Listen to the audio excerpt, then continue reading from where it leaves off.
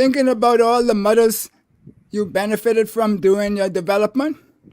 Wondering if that's the reason why the youth today is struggling in life? Pause. Think about it with intentional thought and consider where we go from here. Stay tuned and hear what Miss Elma I Garraway, MBE, got to say about how mothering enables education, girl guides, and parenting. Something to think about with Dale Happy Knowles.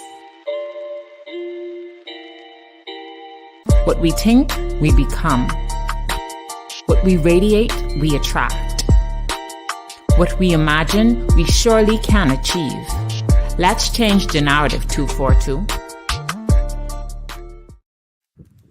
Welcome to Something to Think About with Dale Happy Knowles. And this evening we're going to have another awesome conversation with one of these bright young ladies that we've been having over the last couple of weeks.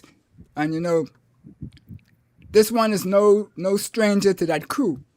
But you know, she is young, she's energetic, she has the mind to keep us all floating. And we introduce you to Mrs. Elma Garraway.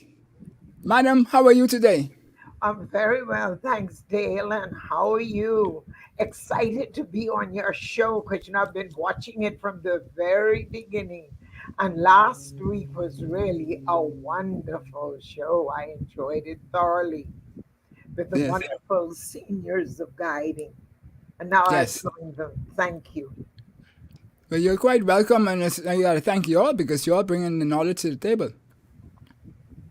You know, and hopefully we're going to touch on some things today that we might even go astray because you never know. You know, I in preparing for the show and knowing the depth that you have, and folks, if you want to check out a bio, it's on the Facebook and YouTube description. But you know, we could go in 50,000 different directions, and I came up with about 75 questions. Oh, Lord. And you know, I spent the last 2 days just trying to cut them down. And so I think we're about 50, but maybe about 20 or 10 we'll get asked today because we want you out there to ask some of the questions that you have and put them and we'll endeavor to answer them.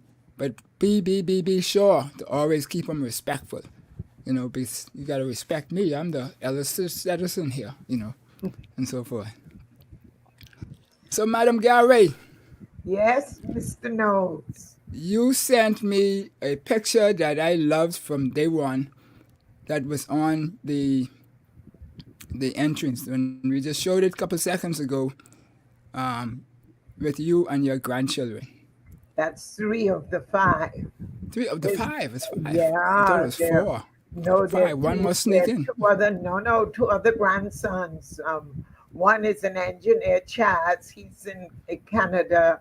Was educated there. He remained. He's an environmentalist and an engineer. And the other one is Andrew Benjamin, who just won that golf tournament for Rotary with his partner, and he leaves for university at the end of August. And so I've been fortunate to have 4 grandsons and 1 granddaughter. So I'm making up for what my mother didn't have. She only had 6 daughters. So I'm fortunate to have these young men. Yeah, but they can take care of you. I know that because when I see them with you in I don't want to say dog heaven, but you in your peace zone. You know. Oh yes. I think your children are the legacies you leave behind. While you may do other wonderful things like helping to build a nation or even helping to build a building or an organization. But I remember Dean Granger would always say to us when we had these late meetings at the deanery, and Mrs. Granger was the commissioner, he said, go home to your children. You will not get another chance after youth. You will never get another chance to help with the development of your children. They are your greatest responsibility at this time. Always remember him saying that. Yeah, well, that's some awesome advice. But with y'all are still mothering, no matter how old we are. I mean, y'all still keep us in check. But of So course, that's a part of the game. but in another way, though, we keep Oh doing yeah, it yeah, yeah. in another. We are now consultants because you see, Ah. we have become connoisseurs of parenting.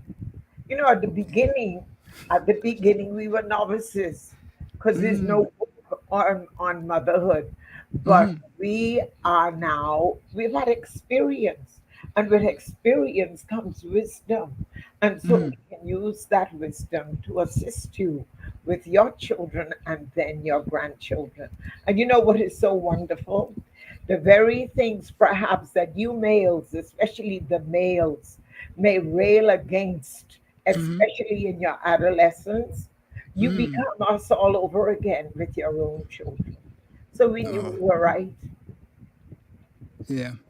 But you know, as we're talking about all of that and respect and everything, we have to give respect to a gentleman who, to me, I held in high esteem. Yes. You know, growing up, he was the man who everybody felt that all of the politicians should have been like, because what he said, he did, no matter what the consequences was. At least that's the way it appeared to us as children, and so forth. And then I had the opportunity of meeting him, interviewing him actually twice. And when I was Oh, doing the show with Michael Diggers on Blueprint for Change, interesting that that's the same name that the government administration took to make their document. But the point was that he offered so much knowledge, and I see you do the same thing with and your with, knowledge. and with You know. sound, why I'm honored to be put in that category. You know, he's a founding father, and I'm sure with all the accolades that will be laid upon A. Loftus Roker, the one thing that would resonate with everyone, he was consistent in his Mm-hmm. belief Right. and his actions. You know, there was the congruence. You knew him. You knew the angle from which he was coming. You know the Right. virtues and the values which he espoused. And that you know what you knew what to expect from him. Mm-hmm. And that Right. he provided the example. Mind you, you may not have agreed with him, or he may not have agreed with you, but Right. you never felt disrespected or that he was not genuine and believed in what he wanted for the nation. And he simply wanted better. You Yeah. know, I was reading what Ken Deere, someone had sending around this morning when Ken Deere interviewed him on the 40th anniversary and Mm-hmm. all the things. You know, it's worth reading. I think, I hope the Guardian, I don't know if it was a Guardian article, but I trust they'd put it up again. And he said, while we have made strides, there are some areas in which we could, and you know what it said? It is standing up for your belief. He said, Yeah. I would eat grass Yep. before you know, there's a certain pride in it. And look at the beggars we have everywhere when they can work, but Right. they would. He is so right. I know he must have found a lot of disappointment in the end, but at least he was true to himself and his beliefs. Yeah. He talked when we talked somewhat on the show, but particularly offline as we were preparing for the show, etc. About the impact of his mother and her being a Proverbs 31 woman, you know, being out in the field before the sky light comes on and all that kind of stuff, and that's where he got a lot of his work ethic from. And and like I have in the quote here, you know, he said, "Before I beg someone for a penny, I will eat grass. You know, I work for what I got," kind of thing. And we were talking about leadership on the show. And so when we talk about leaders, and he said leaders, the problem with our leadership today is that leaders need to lead. So leaders have to lead. He said that multiple times. That And what happened. and that resonates now. There are many persons in leadership who Mm-hmm. will not make the hard decisions. You cannot be a leader and be popular because you Mm-hmm. cannot please everyone. But I tell you what, the new model of leadership, You know, the Bahamas Association of Girl Guides, we belong to the World Association of Girl Guides and Girl Right. Scouts. And the guiding, one of the principles, one of the fundamental principles is that we teach girls to become leaders. That's Mm-hmm. why the little brownies are in sixes, the guides are in patrols, the rangers have a president, a chairperson, a secretary, a treasurer. They only Mm-hmm. have an advisor, so they lead themselves. So you've got to be able to lead self first. And what is leading self? Having Right. a vision for yourself, being educated, making the right decision, and being successful at something. Too many people want to lead others, and they Mm-hmm. cannot show what they have been successful at. Mm-hmm. So you lead one, lead self, lead a group, have Right. vision, have a method of what you're doing, be consistent, collaboration. All of this is what is new in guiding. And that's what we're teaching these days. That's what we're facilitating. And he's right, leaders have to lead. And you don't lead. Some people say they can lead from the back. I don't think so. No. You've No. got to be in the front. You have got to bring the others along with you, but you have got to have some knowledge of what you're doing, where you want to go, and how you plan to take people to and put in the hard work. My Right. son has a way of saying that too many people are lazy. They're not Mm-hmm. prepared to put in the hard work, and that the gratification has to be delayed, that there's not always the instant reward, but Yeah. work hard at it, and the reward will come, if not extrinsic, intrinsic, for knowing Right. that you've done something and you've done it well. Yeah. And as we move to the first question on the table, but that all of that is why I believe that mothering is such an important part of this picture, particularly with our youth today, those who are going, if are not finding their way to productive activities, at least for society point of view. It might be productive for some wayward point of view, but not for society's point of view. Is that I really believe that mothering is at the center of that whole process. And so the question on the table here is, how would you define mothering and its significance in shaping individuals' lives, particularly in the context of parenting and mentorship? First, I think you have to see mothering as a gift from God.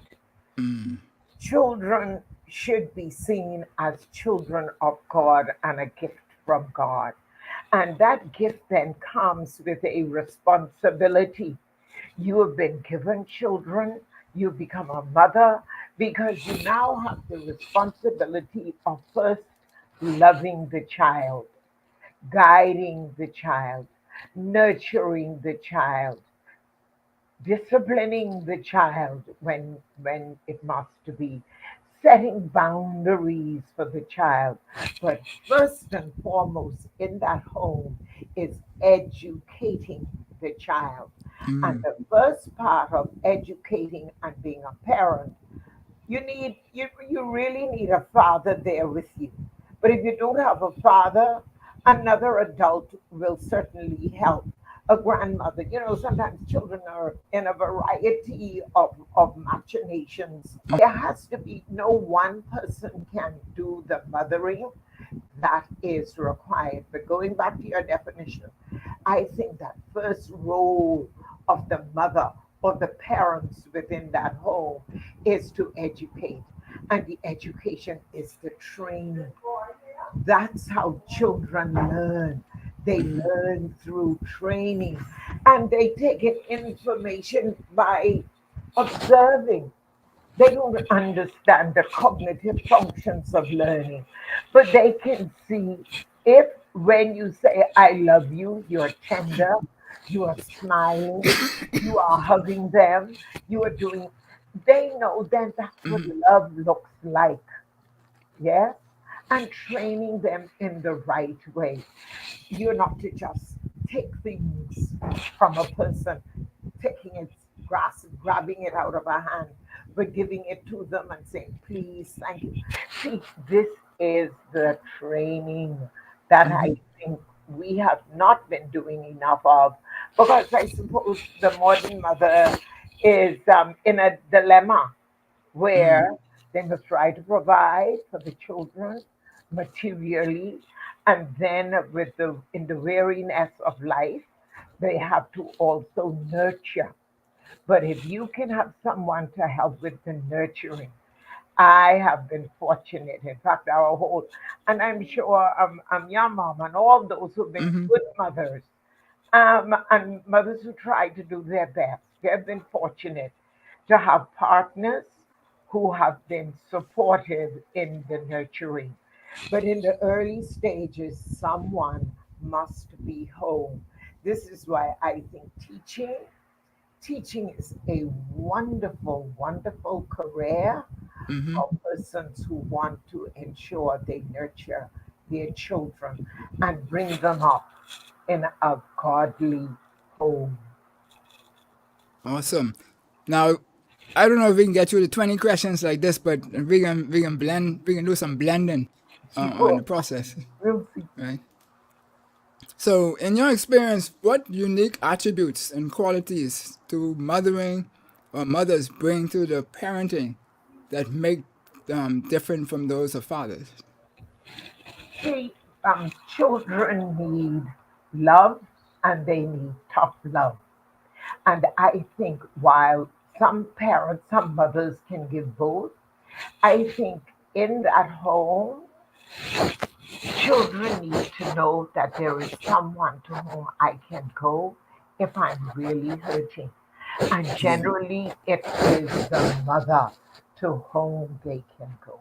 When they're young, when they fall, it's mommy, it is grandma, it is a female in the family who's going to kiss that wound and say, you are going to be all right. Yes? Yeah, It no is man ain't guess it. No. no, no, no, no. And it is the nurturing, it is finding the sacrificial ways of meeting those needs. It is being consistent that you may be tired, yes, but you have to find a way that if dinner time is going to be at 6 or 7:30, I would say later than that, that children are going to eat their main meal, that you are going to find a way of having it done. Either you're going to prepare enough on the weekend that you package it, on the Sunday after the Sunday meal. Okay. I know you're accustomed to that, Yeah. Dale, yes. And that there is a way.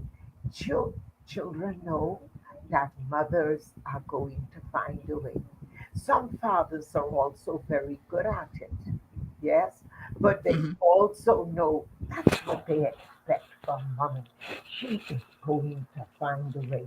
But they also know that mommy is going to be the first one respecting those limits. This is what is expected of you. This is what we need.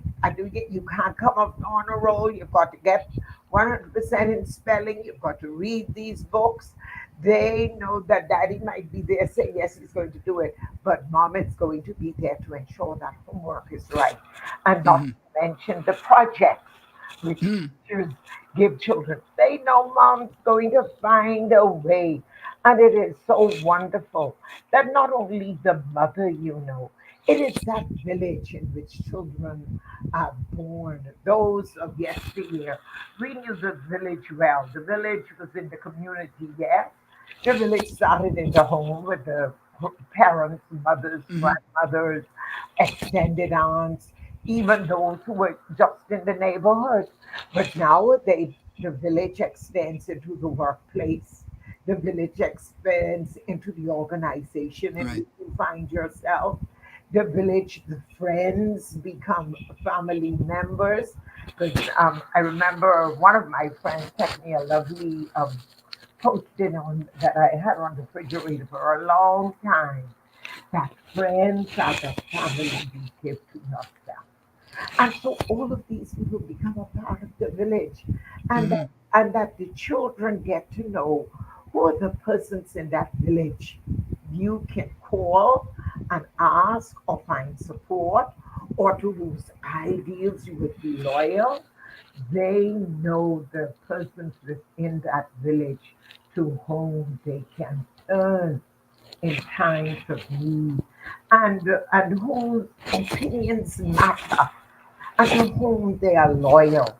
And I think we need to do more of that with our children. The more, children live abroad, live away from you, etc., they Mm-hmm. are going to need to know how to develop a village of their own. Right. Although we know the value of village. We know they're thinking of us. We may not see them every day, but we know who they are and to Mm-hmm. whom we can turn. And that village is so important.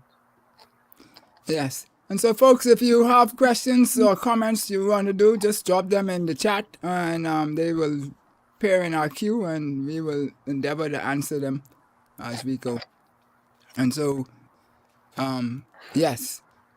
So, some argue that educators serve as extensions of mothers in our society. What are your thoughts on this perspective, considering your background in both education and motherhood?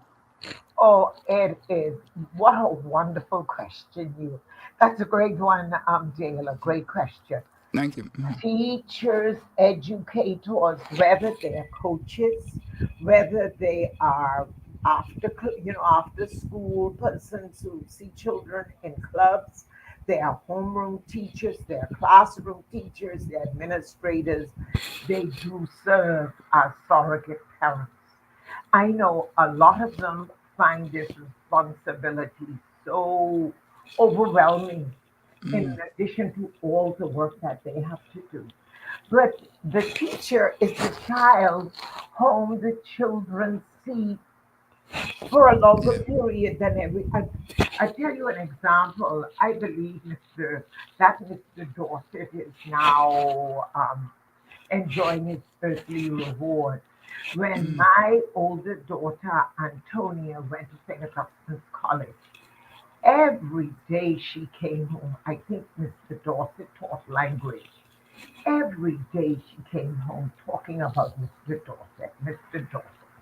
Mr. Dorset, I suppose, was someone with whom she related. So I said, my dear, after the first week, it was so much a constant Mr. Dorset. I said, well, I am going to have to go to SAC and meet Mr. Dorset for myself.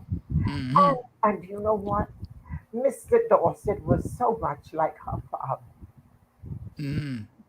But you see, teachers have to be able to exhibit these kinds of virtues, these kinds of values. They've got to be firm but kind. I think gentleness is so important for children to have. And then, we talk about the fruit of the Spirit. We read the Bible and we're into the Bible every day. Every teacher should know the fruit of the Spirit. Am I exhibiting some aspect of the fruit of the Spirit? The joy of being schooled, the respect of the student, the ability to say, your work is very good, but your attitude must be given attention. To be able to help, to guide and nurture. I think that is the role of one of the teachers. That's one of the important roles. I always say to my teacher education students that you must, it's different. I didn't say love. I said you must be able to care for students. You must be able to care for them. You must Okay. have values of flexibility and you must be committed to that profession. And committed means going outside of the normal work that you need. And children must know there is someone to whom they can turn if all else fails. But you see, you have to exhibit it and you must be consistent in that behavior. I always say to them, that on a wonderful day when all is not well with you, you are so angry with them. You lack the tenderness, the graciousness, the willingness to hear them. And then when you're feeling very well, you're a different kind of a person. That Yeah. will not the children understand it. And with parents as well. You know, when everything is going fine with the child, they're living up to your expectations, you love them. And as soon as one thing goes wrong, then you destroy them. And you know, Right. a lot of destruction happens with the words that they do. It's not always the sticks and stones, but it's the words that damage and hurt children. Some with good personalities survive it, you know, but Yeah. there are those with very fragile concepts who cannot survive it, and those stinging words of teachers go with them for a very long Yeah. time. So that's those intangibles appearing again, folks. As we keep talking about on this show, it's because the magic of thinking big talks about the intangibles versus the tangibles, and it says that 98% of success, I mean, plus or minus, comes from the intangibles, and 2% comes from the tangibles. So that is key. So can you share a specific example on how the principles of mothering manifest in education setting and influence teaching practices or student-teacher relationships? Sure. I think student building a student teacher relationship is most important. Here's a good example of, and I've only met a young lady today at a Rotary Club meeting where I had Okay. the opportunity to tell them about what we were doing in diets. And she said, you know, you taught me at C.W. Sawyer. And then she named most of the other students, and one Wow. student she named was Simon Wilson. I said, yes, Simon was one of those students. Now, how do we build a good relationship with the children?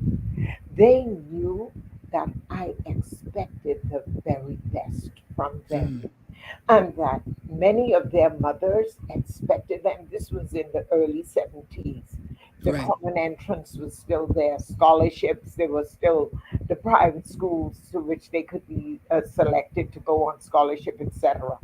And so they knew, parents knew when those children came to C.W. Sawyer, whether I was the team leader in the sixth grade or later as the senior mistress, they knew that I wanted them to succeed. And how did they know it? It's the kind of work I gave them. It is the kind of instruction. We'd get to school early, and I said, you get here, we are going to spend a half hour doing the kinds of things that you may possibly meet on these exams. They knew it was taking no nonsense. Right. They knew I cared about them, but there was the discipline. Your work had to be written, it had to be neat, it had to be clean, you had to be quick, you had to get it right. But then there was also the understanding that there were challenges. And so if there were challenges, you helped to address them. Right. I recall one student, the was it a relative was in trouble with the law, and here was this child who was normally a wonderful girl, and she was sitting with her head on the desk first thing that morning. So I said, and I remember her name, I can see her now. I said, darling, what is the matter? She had eaten. So I said, come with me into the planning room. And there I let her stay for a while until, she was able to catch herself. My mom Right. would say, catch yourself. But it is having standards for children, having great expectations, being consistent, and then finding the support they need. But I tell you, one of the best things that we can do in our teaching practice in the pedagogy, in the methodology that we use, Mm-hmm. is really to build children's self esteem. Esteem. Mm-hmm. That self esteem is so important so that they know, fine, I may not be the best person in mathematics. I may not get an A all the time, but I know I can be well behaved. I know that I can speak properly. I know that my handwriting is good. I know that I can be good in sports. I know I can be good on in assembly and presenting. You have got to find the strengths of children and Mm-hmm. use that strength as motivation to get them from where they are and giving them the courage to try and make an effort to succeed. And that's a kind of a skill that mothers use as well, because all children differ, and you do not expect all of them to be able to be good at everything, but Right. you've got to build on the strength and show that all of it is good. There were times when we looked at the honor system in schools and so forth and so on. And I remember it was down at H.O. Nash. Jordan Ritchie was the principal, and he Okay. gave them a lovely name, because we'd have to say, have honors day and um, give awards to the children who've done well. While he Mm-hmm. had that, but he took it one step further, and there were awards for children who really tried hard. And I think it was his first lot, he got them to go to Government House to Mm-hmm. show that your effort matters, and Right. you have different strengths and skills. And you know what? It was not until a long time after that, when I was teaching at the College of the Bahamas, that we came upon the various strengths of what do we call it? Learning, not only learning styles, but that there are 8 different kinds of intelligences, Right. where Okay. you might be mathematical, or persons might be art or musical, and those that are spatial in terms, all the sport. 8 different kinds of them, and being good human beings and related. So you find that intelligence that the child is good at and teach them. But they're all good at many things and good at the same thing, like singing. Mm-hmm. You see all over Facebook, if you watch Adrian Archer, who is one of the adjudicators for Okay. the national, Youth cry. uh, uh, Mm-hmm.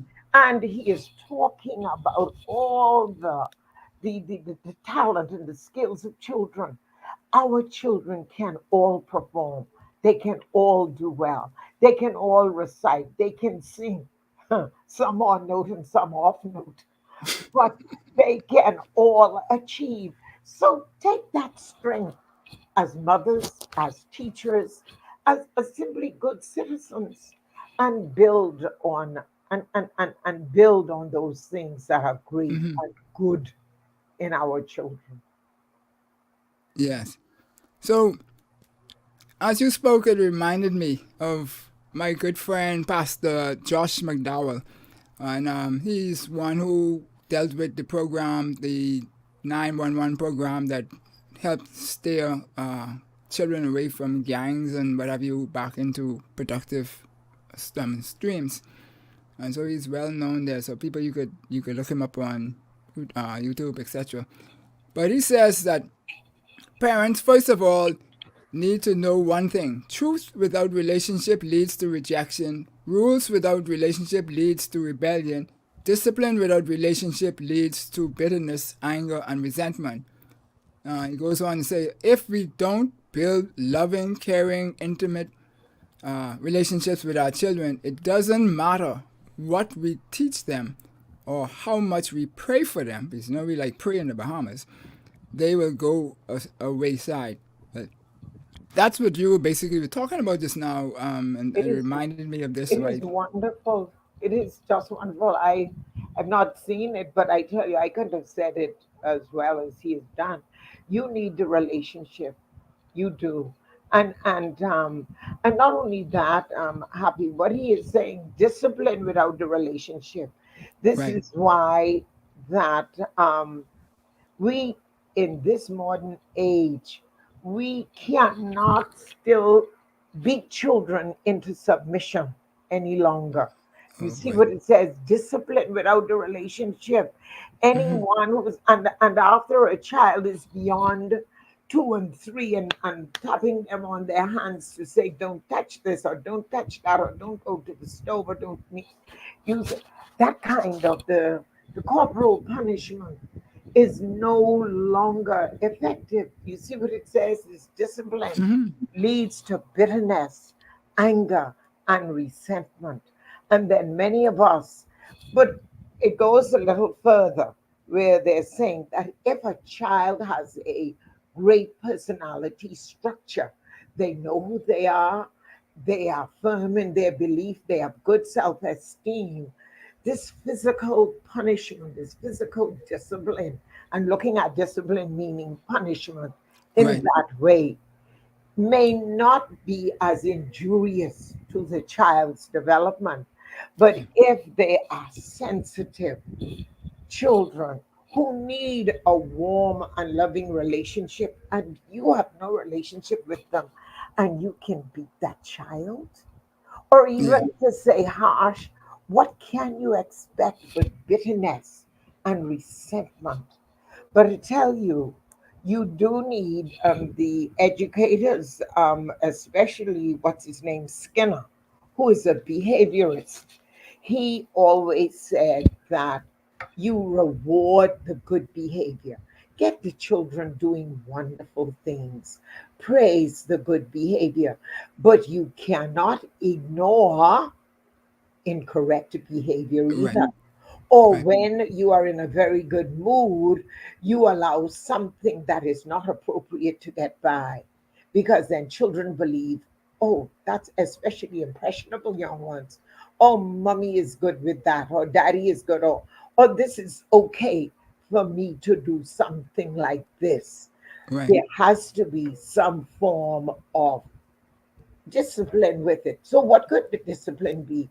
And I think this is where a lot of people really need help. I think the greatest form of discipline for a child is isolation or taking away from them the thing they like most.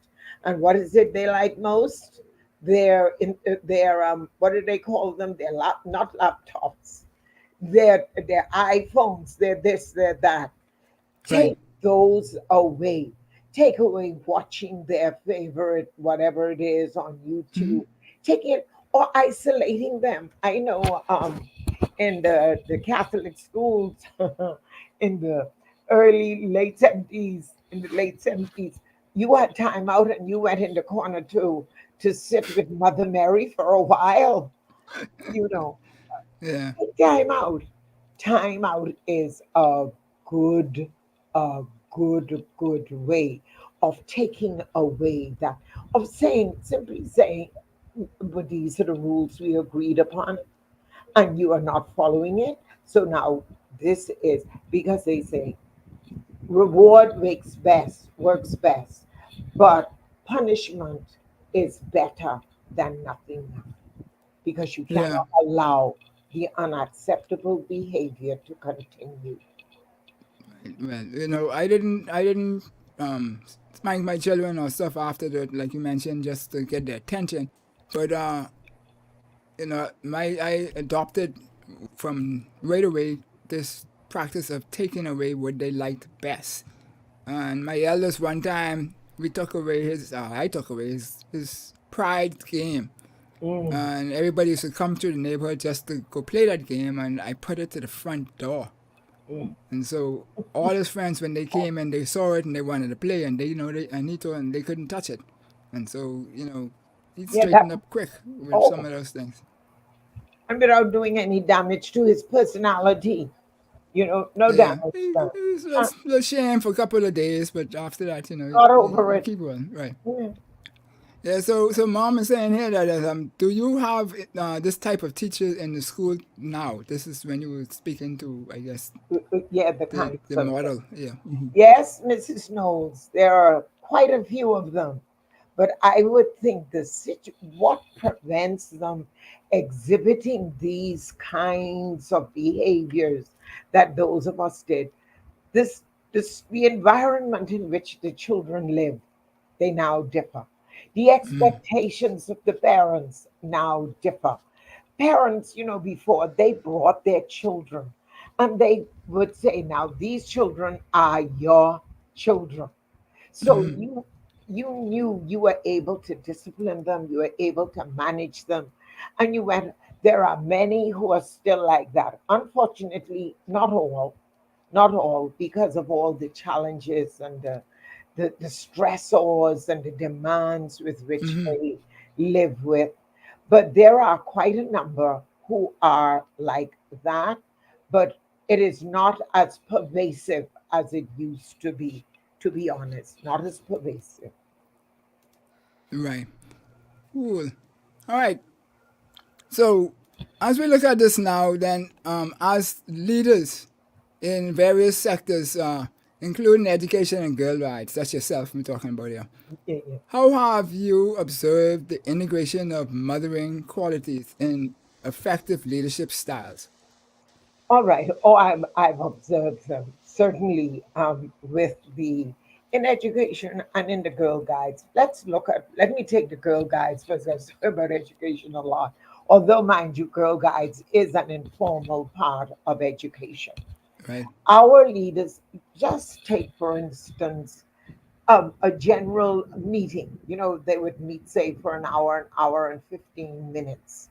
And teachers, the guide leaders, many of whom are generally teachers, they would ensure that every child is a part of the group, whether they're in a brownie sixer or in a guide patrol, that a child who perhaps is new to the group, standing out, not participating, they would ensure that that child is brought into the group and they are given an opportunity to participate and be heard, etc. That's one way you see that integration of a mothering skill.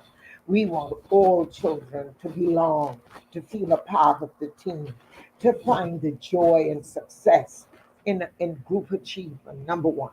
Number two, those children perhaps who may not have their parents who can pick them up right away. If the guide leaders too must go home and look after their own families and their children.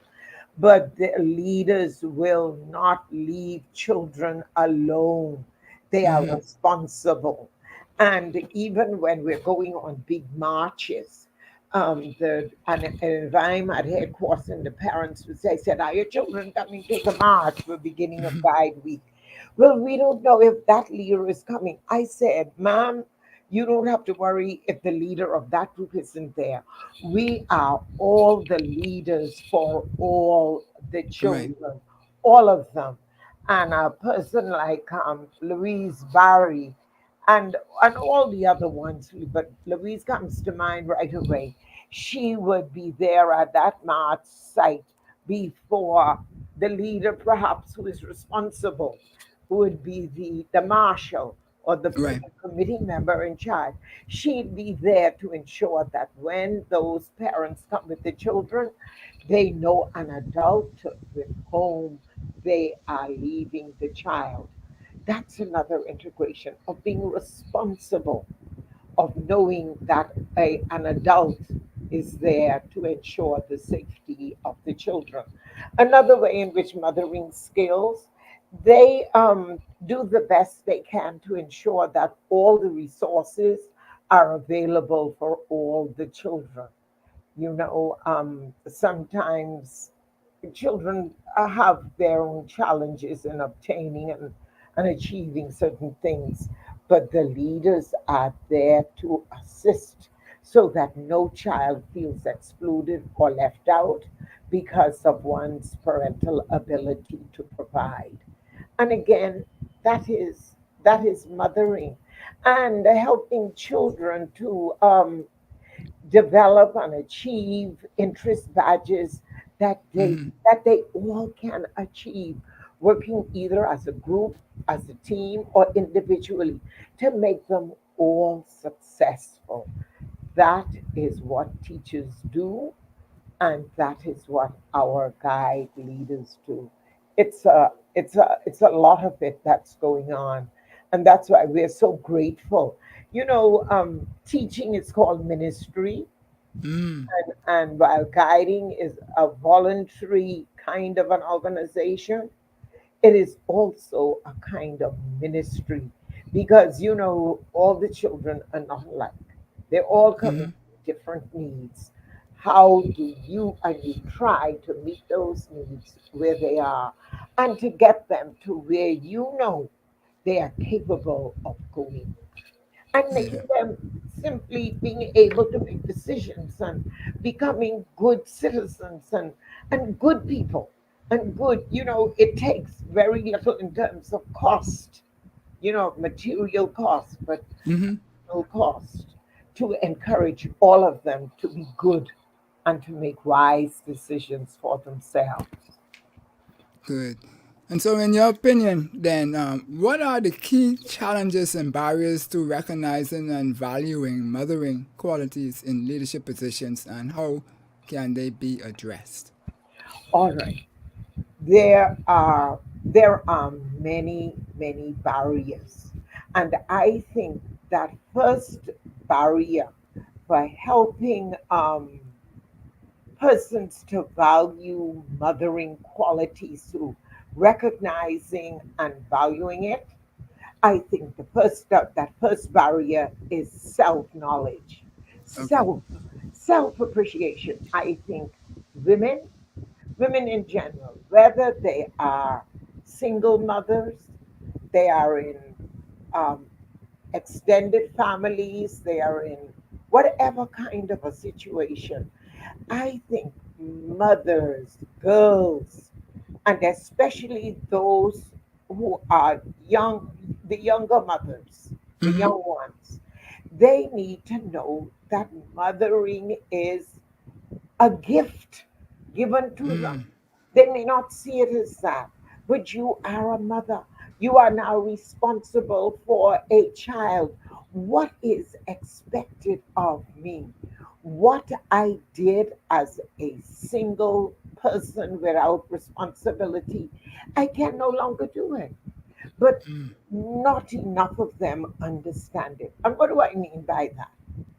You cannot be a mother. You're at work and you are going straight from work to your favorite watering hole.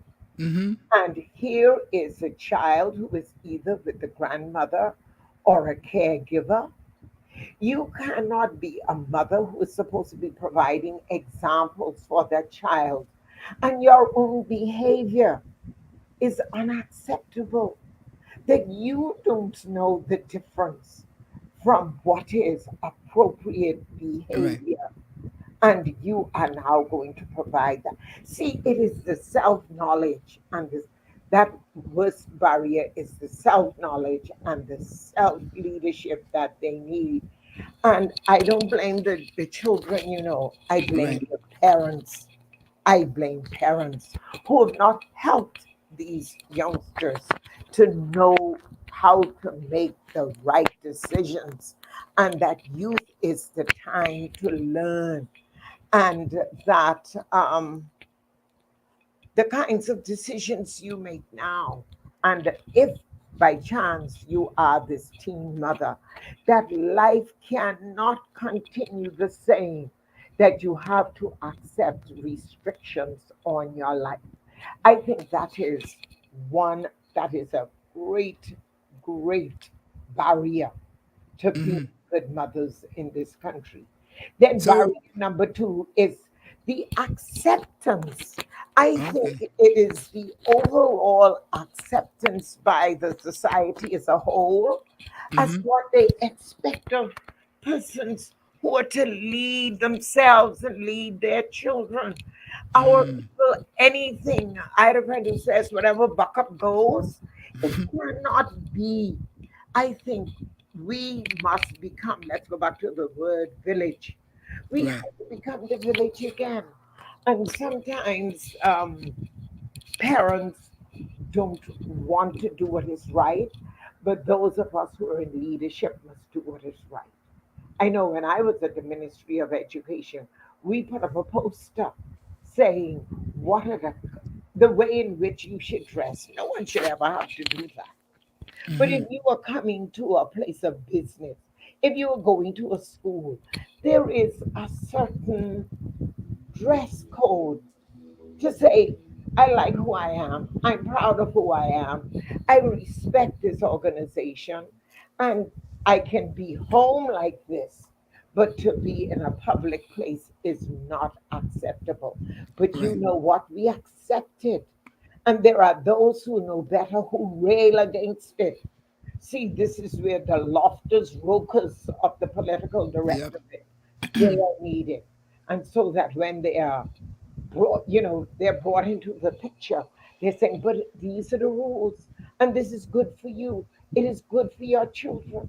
This is the way in which an educated, and you don't even have to be college educated or high Right. school diplomaed, but someone who is providing an example for others to follow.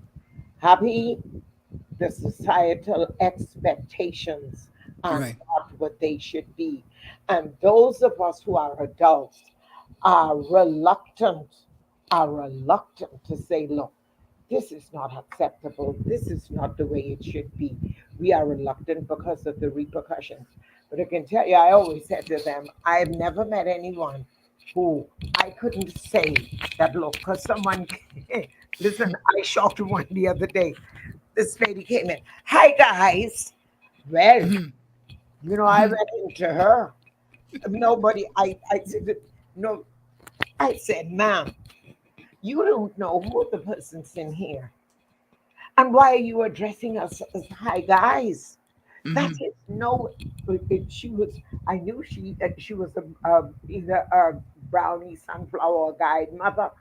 I couldn't let her get by with that. She didn't know who I was at all. But Right. I'm simply unsure. She would never. And so I said to her, my dear, you cannot go into a place where you don't know who the people are and say, hi, guys. I said, if no one has ever told you it's not acceptable, I am telling you. Do you know she Yeah. thanked me? Yeah. I can believe that. She thanked me. But there's one or two reactions you can get, and so that's the good one. So, Yeah. yeah. And she could not return. I don't know. I'm sure she'll come back if she needs Yeah. something Yeah. for the child. Mm. Good. So, as you was speaking again, we touched on a couple of the questions that we had, the 50,000 questions. And so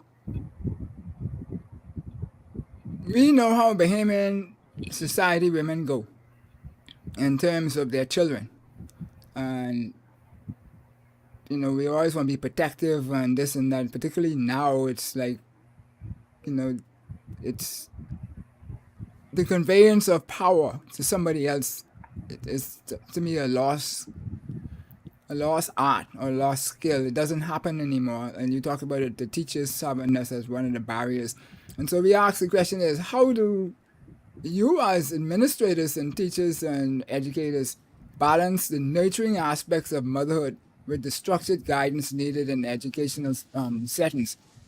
So you have to turn off somewhat mothering of your own child, particularly if you have your own child in the same school system, so that they could develop properly in another setting other than the home setting.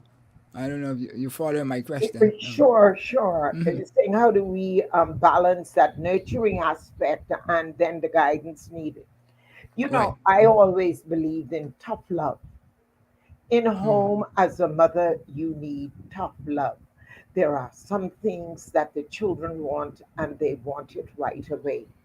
But you set limits. You set guidelines.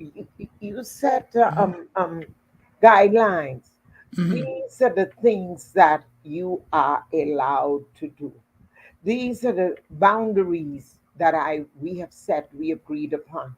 All right.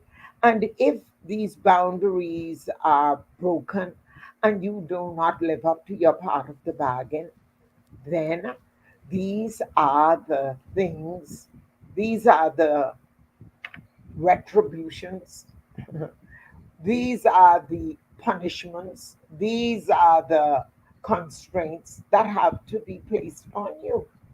And I think the same has to be done within the educational setting.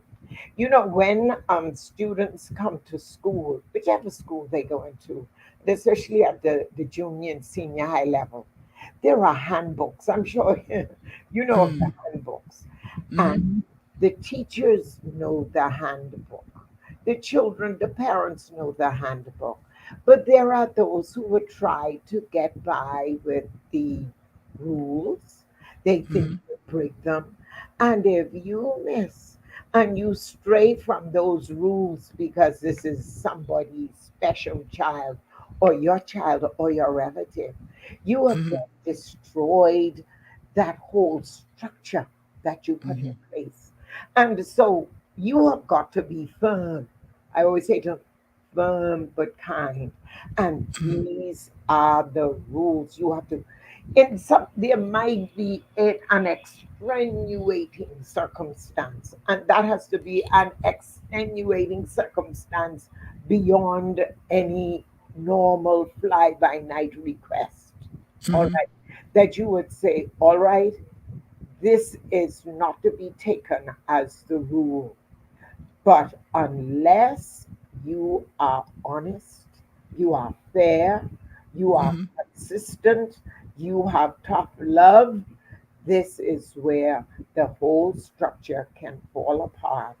And that firmness with kindness, and that firmness belongs to that situation.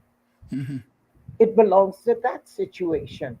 And that there are times when you are going to go to the baseball game and you're going to cheer for your school the way the others would cheer. Normally they may not, but then they can see you that as the leader, as the teacher, you're adaptable to that behavior, but you keep your distance.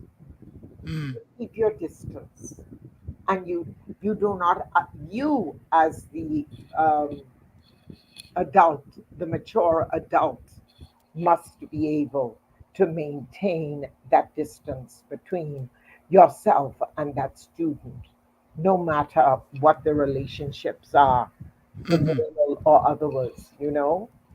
Cool. That's great. Then that's great advice. Arm distance, arm's length, as we Absolutely. call it sometimes, Hmm. and knowing that. I mean that works in multiple areas too, not just the social part, but some other areas could be tangible and cause some challenges, especially if there's opposite sex, etc. Well, even this Oh, day it could be any sex.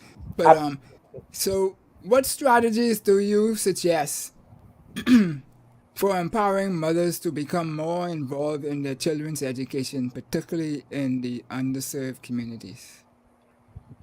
One of the strategies I am suggesting, and it's been working well, I'm sure many schools and teachers have used it.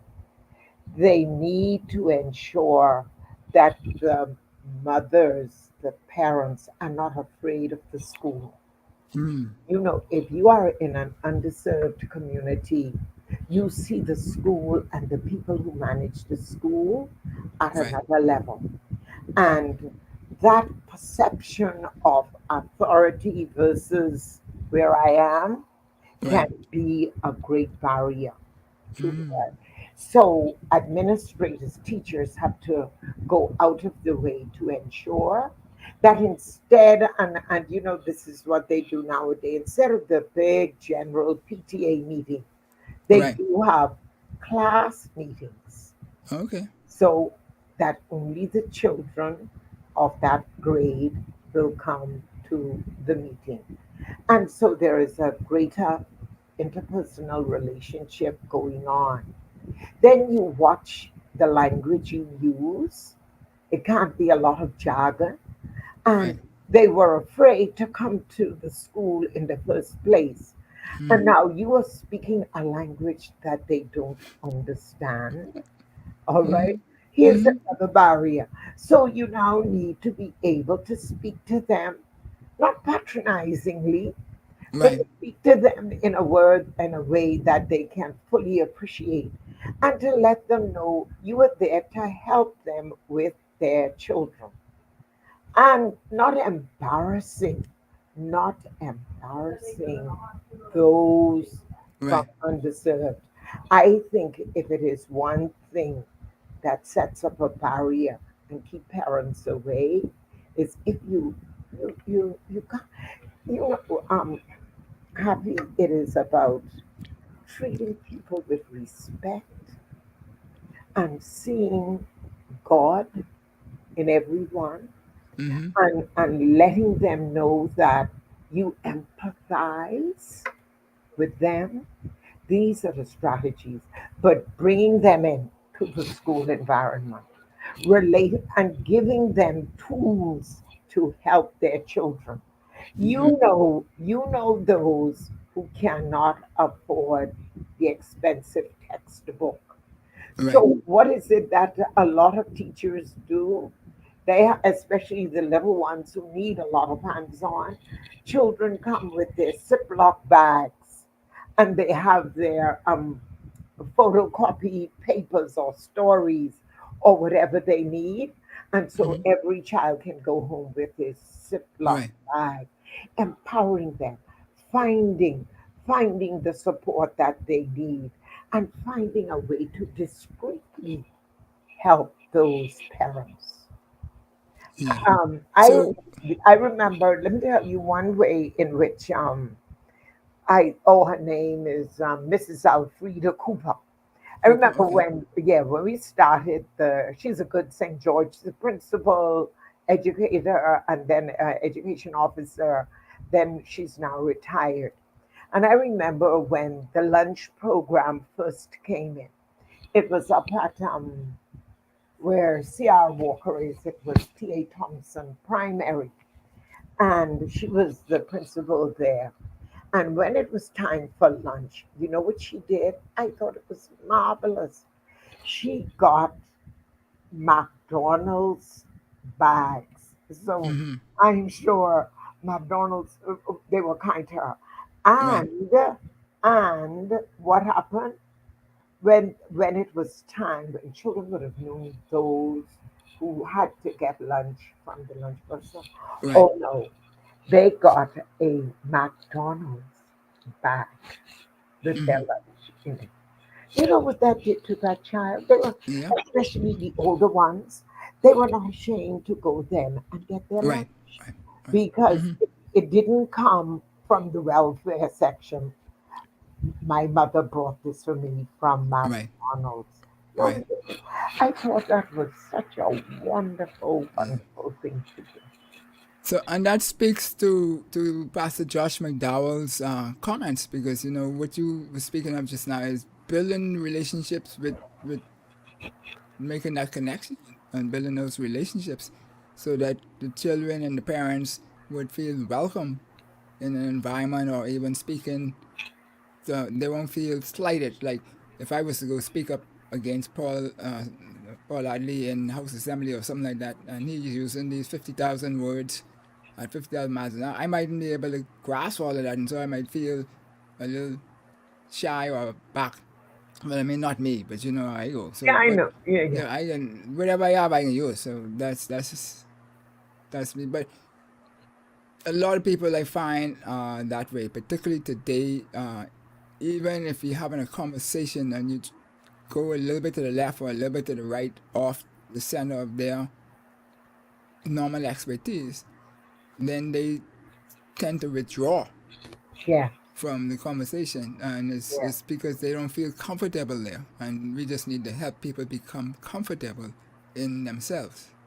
And another thing, Abby, before we leave that question, I think school communities and communities as a whole must give parents skills and knowledge that they need to help the children. I Okay. find that, well, with the statistics of the less than the barely 50% who graduate with a high school diploma. So now you have a lot of people in the society who themselves are barely high school graduates. Right. They can help those children, and the GLAP statistics show it. They can help their children very well up to the third grade. Beyond that, they are challenged. We need to find a way. We need community centers, and I think the urban renewal, and I commend those persons in urban renewal Right. areas. Mm-hmm. They are now trying to help parents to be able to help the children, because the school cannot give and do all that is needed to be done to ensure that children are successful academically. And if parents can help them a little more, but they themselves need to be helped. Right. They might And need help and too. yeah, and but you see, but parents must recognize that and take it as their bounden duty to be able to assist the children or Yeah. find those who can. And that too Yeah. helps with the bonding, and the appreciation. Right. But And one thing is, and this is my last question I put on the screen here. I dumped about 30 so far, um, and put them in for the next time when you come on the show. But the issue I have with persons in business always complain that the product coming out of the schools is not high enough for their business. But I always ask them, well, what have you put into the schools to cause the product to go higher? Well, most of the answer is, well, that's government, those responsibility. people responsibility. I'm like, well, but it's you hurting because of it. So somebody got to make an adjustment. And so, in your opinion, what are some of the initiatives and policies that could be better to support mothers in their parenting journey and Oh, positively impact the educational outcomes? sure. The we must commend all the administrations Okay. over the years. They recognized from 1973, and anybody who knows anything about the Yeah. white paper on education, education was seen as the fundamental building block for citizenship in the Bahamas. And there were those eight main key goals that were set out, and education was at the basis of it all. And education remained important to all the administrations going forward. Until now, we've got, not only do we have free preschool education, we also have free lunch for many of them, while the Right. pilot's going Right. on, all the way up, and now free tertiary education. How do we get, what initiatives do we need to get more of them doing well? Learning begins at home. The home is the first place where learning occurs. Some take their children to preschool, but even there, that's not enough. Our parents, they need parenting classes.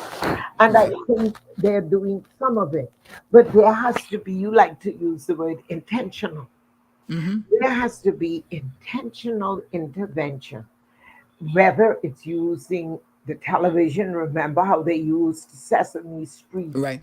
a Right. good 40, 50 years ago to compensate for what was happening in the home, in building the basic concepts that children need to be successful. I think parents need to know how to begin reading to their children from day one, how to begin communicating with their children from Mm-hmm. the time they come out of the womb, how it is important that holding that baby, singing to the baby, talking to the baby, reading to the baby from day one, and Mm-hmm. giving the resources to the mother in the home, making all that possible. that will certainly help with them having the early success. And then, of course, helping mothers to also help the schools identify when children are lagging behind. You know, there are certain specific steps that children must accomplish as they grow developmentally. Physically, if they're not walking by a year, 5 months, something is terribly wrong, you're off to the Right. doctor. Well, there are certain things that children should be doing cognitively too. At a certain age, they're not responding to you. They are not babbling when they should. You Right. tickle them and they're not, giggling, these sorts of things. Right. Parents must have, I think we can do a little more in empowering the mothers.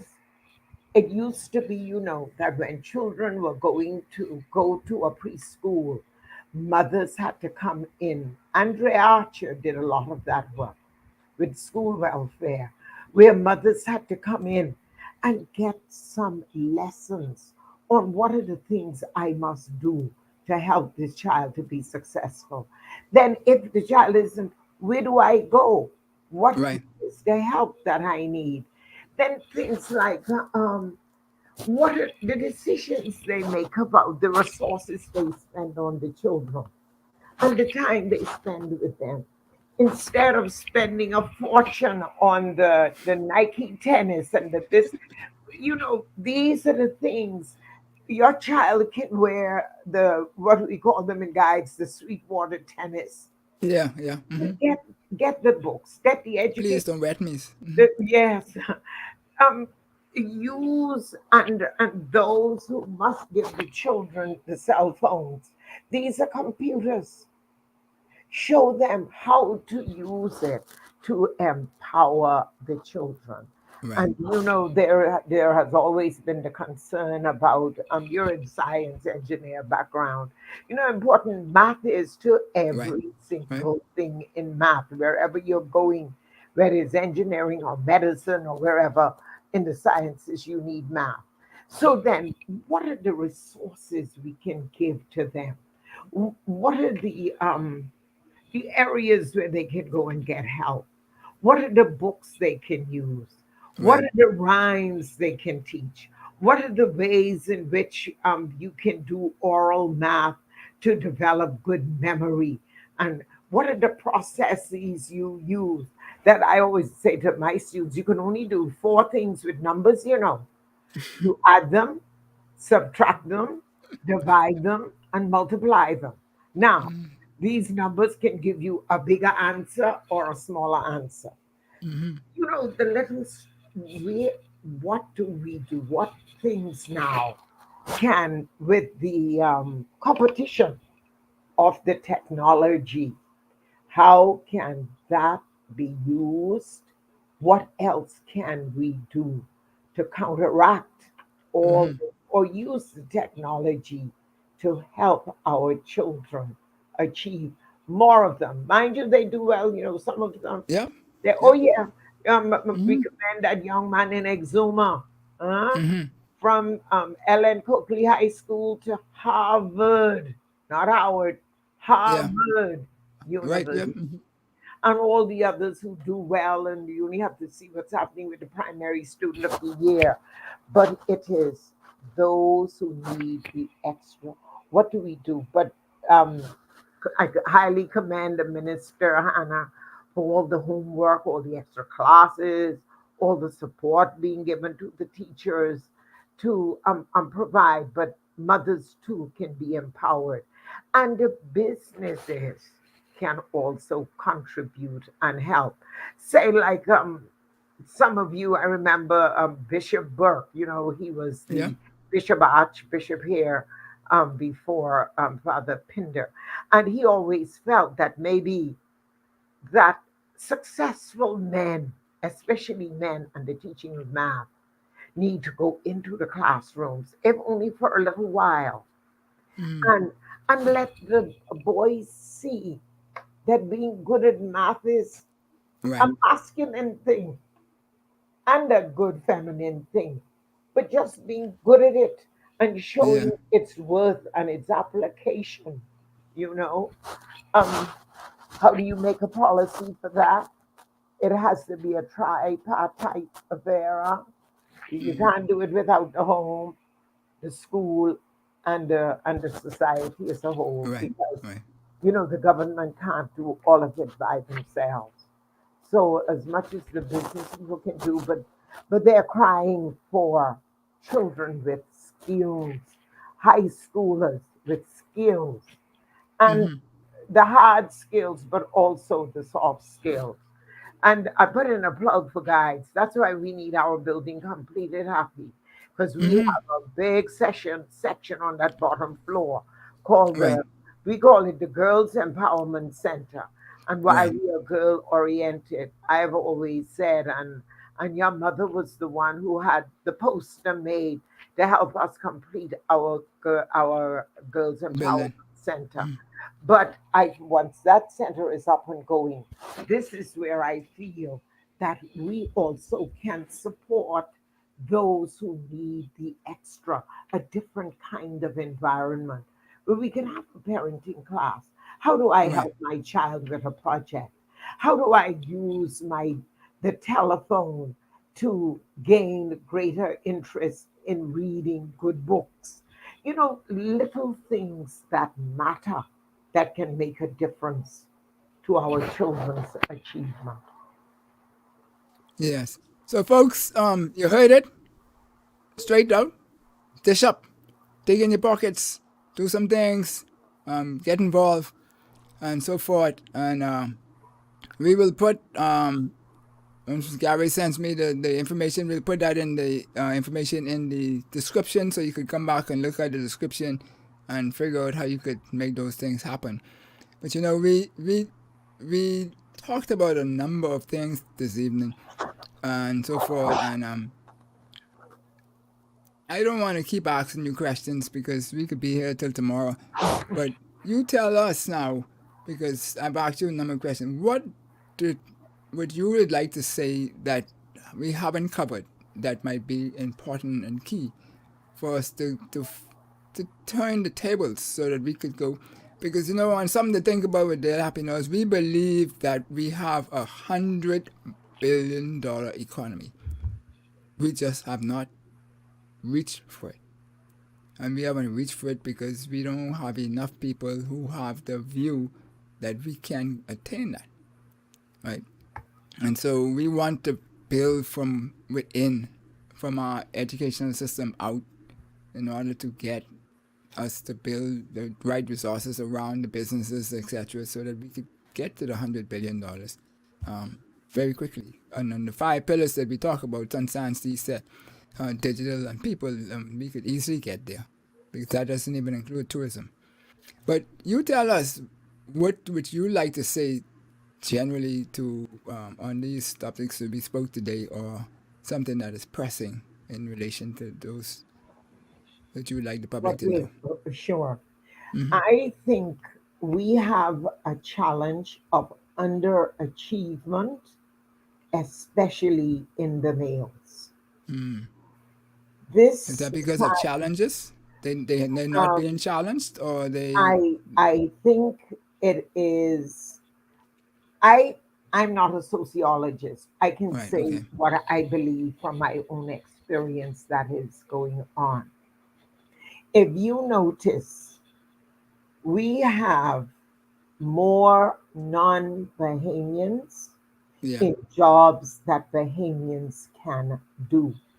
The skills related jobs, the some of the service oriented jobs outside of the glamour of a hotel, right, right. even the skilled building jobs. You go on these sites or you ask for support to do your work, you do not have the Bahamian male who is there.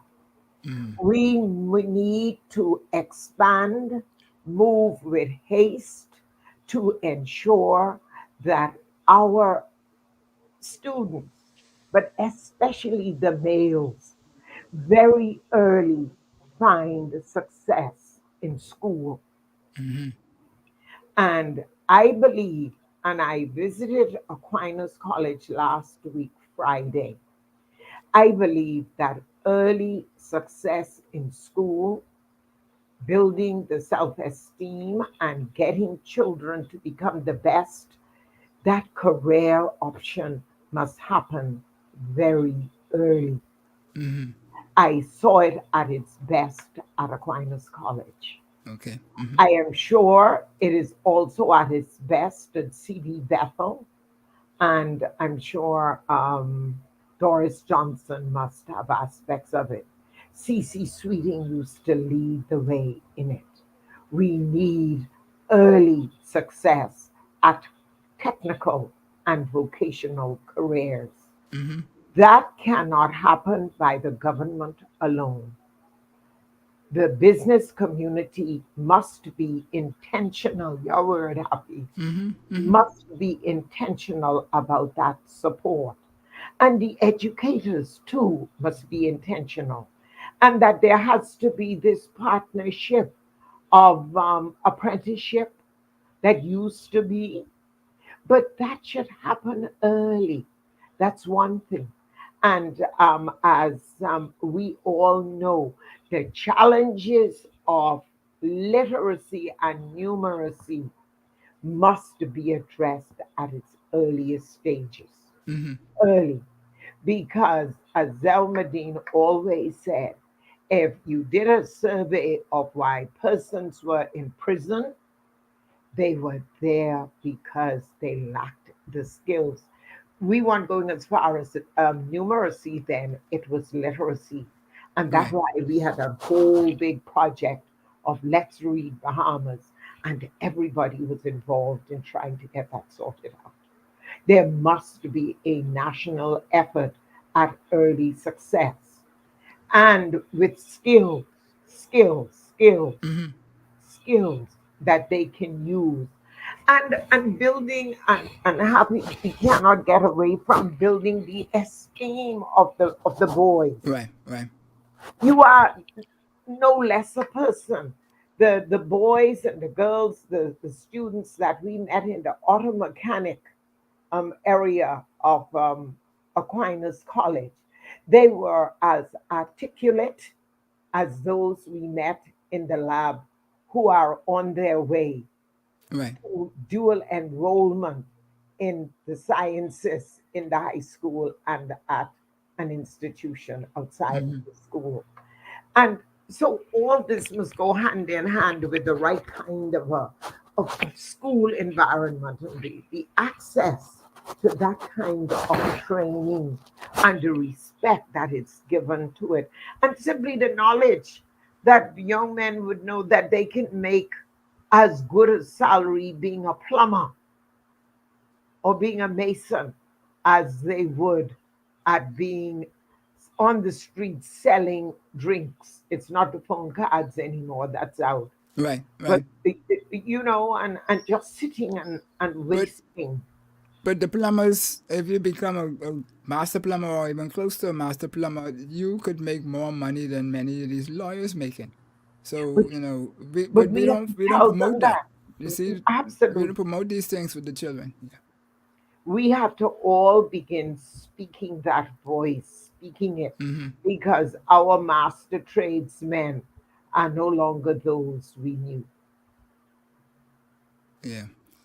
And that's Awesome. the early selection. If it's one thing I would like to say that we give attention to, is the early selection, the early identification of careers in technical and vocational education. Yeah. Well, to me, the first thing is that we need to make sure put Tink. BTVI on the same level as the academics. Because my view of education is the academics, it's the experiences and the exposures that we have. The three of those things make education.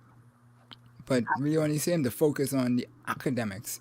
And then when we get into the parts where I believe that we also are most successful at or most comfortable at, which is the kinetic side of life, and maybe that goes back to the days of slavery and all the things that we had to do back then.